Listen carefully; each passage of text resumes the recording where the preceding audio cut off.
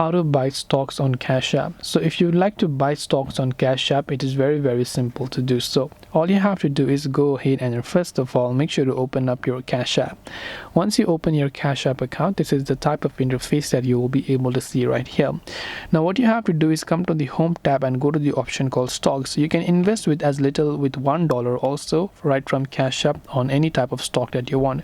So you can search for a certain stock that you'd like to invest in, and once you've done that, you can just hit the buy stock button, and once done as well, you'll be able to go ahead and then buy and invest in a certain stock on Cash App directly.